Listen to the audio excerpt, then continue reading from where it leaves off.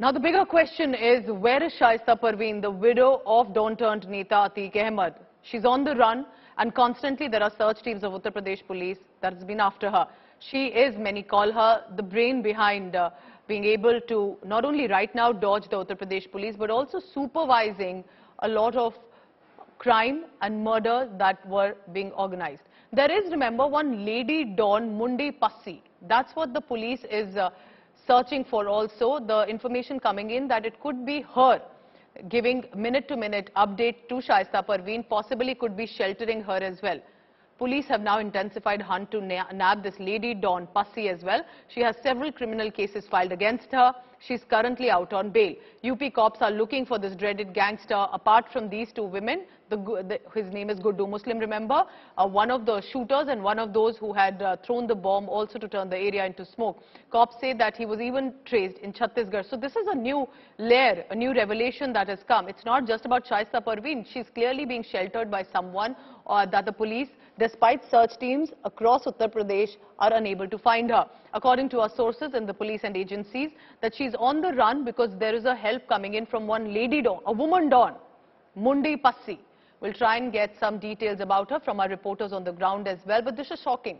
This, remember, is despite there's a bounty on Shaista Parveen, it's only being increasing also by the police, and yet there is no information. क्या नाम है आपका माता जी? नसीन बनो। तो आप गुड्डू मुस्लिम की बहन हैं।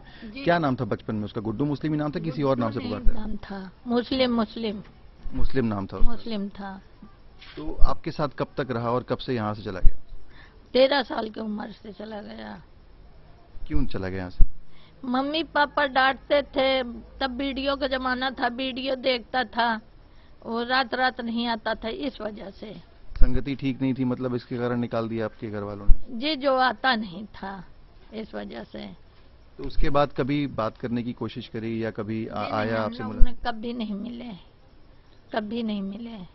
बचपन में किस तरीके का उसका स्वभाव था? आप तो बचपन में साथ रही। तो सीधा साधा था, काम पे जाता था।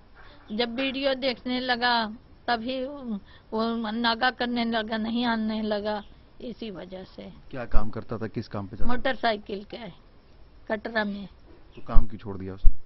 यही वीडियो देखने के चक्कर में मारपीट, घर में मार खाता था, नहीं आता था, इसी वजह से। So let's go immediately across to Arvind Oja, who's been tracking all the latest on that. Arvind, ये काफी इंटरेस्टिंग एंगल आए। तो गुड्डू मुस्लिम नहीं मिल रहा है, शाइस्ता परवीन भी रन पे है, but Shaista Parveen is on the run because there is a woman don, Mundi Passi, and then there are these iPhone conversations that have come in. Let's talk about the phone conversations first. ये जो FaceTime call है, code name दे दिए थे इसने, ये सब prison में था। ये तो काफी सवाल उठते हैं अरविंद, ना कि सिर्फ वो कैसे किलिंग को मास्टरमाइंड कर रहा था, पर ये तो सिक्योरिटी ब्रीच भी है। नहीं, देखिए, लगातार कई दिनों से देखिए उमेश पाल मर्डर केस को लेकर अलग अलग तरीके से खबरें आ, लेकिन first time India today evidence के साथ अपने व्यूवर्स के सामने आया है। ये देखिए, ये 24 फरवरी की ये डेट है। 2 मिस कॉल पड़ी हुई है, 6:31 6 बजे, और कोड नेम देखिए, बड़े 006। ये कोड नेम जो है वो फेस टाइम का कोड नेम है, और ये कोड नेम किसका है? अतीक अहमद का, यानी बड़े 006।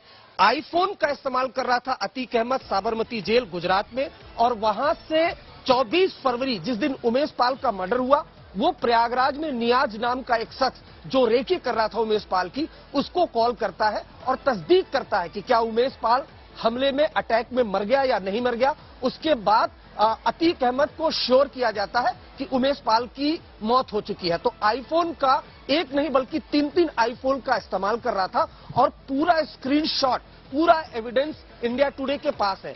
अशरफ का जो कोड नेम था वो था छोटे 007। अशरफ की भी कॉल डिटेल्स, पूरा कॉल का जो स्क्रीनशॉट है वो इंडिया टुडे के पास है, जिसमें वो प्रयागराज में कॉल करता है और वो भी पूछता है कि क्या उमेश पाल मर गया या नहीं मर गया। उसके अलावा जितने भी शूटर्स थे सबका अलग अलग कोड नेम दिया गया था, जिसमें जो असद था उसका जो कोड नेम था वो था अंश यादव। अंश यादव के नाम से वो बातचीत कर रहा था, यानी जितने भी शूटर्स थे, चाहे अतीक, उसका भाई अशरफ, अतीक का बेटा असद, जेल में जो बंद था अली, जो फिलहाल जेल में बंद है, उसका भी कोड नेम था पतले। तो इस तरह के कई कोड नेम और सभी का जो एविडेंस, जो स्क्रीनशॉट, जो कॉल लॉग है, वो इंडिया टुडे के तो पास हम क्या ये कह मौजूद सकते हैं है। Arvind that even though he was behind prison, many would say that how could he have managed it all, लेकिन पूरा criminal crime empire, killing empire चल रहा था और इनका बेटा असद ही था जो ये एम्पायर पूरा चला रहा था।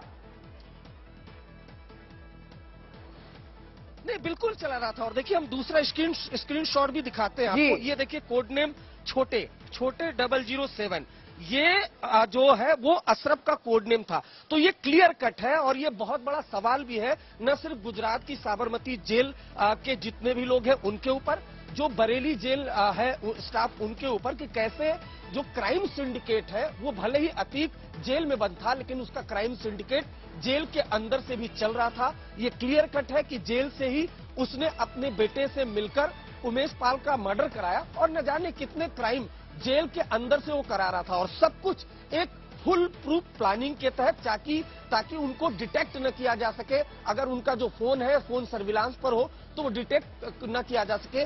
फेस टाइम का वो इस्तेमाल कर रहे थे अतीक और अशरफ, और वो लगातार जो शूटर है, जो बेटे हैं, उनसे बातचीत कर रहे थे। अटैक के पहले भी कॉल किया गया था जेल से, अटैक के बाद भी, ये जानने के लिए कि अब वाकई उमेश पाल की मौत हो चुकी है या नहीं हो चुकी है।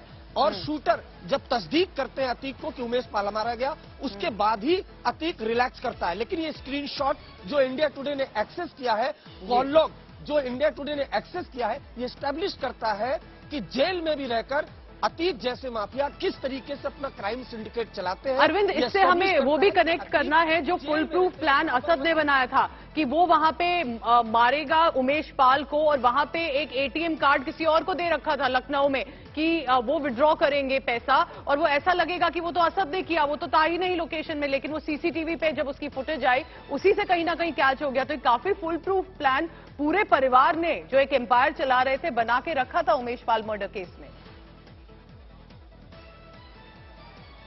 जी बिल्कुल, फुल प्रूफ प्लानिंग। अब हम दूसरा स्क्रीनशॉट भी आपको दिखाते हैं पूजा।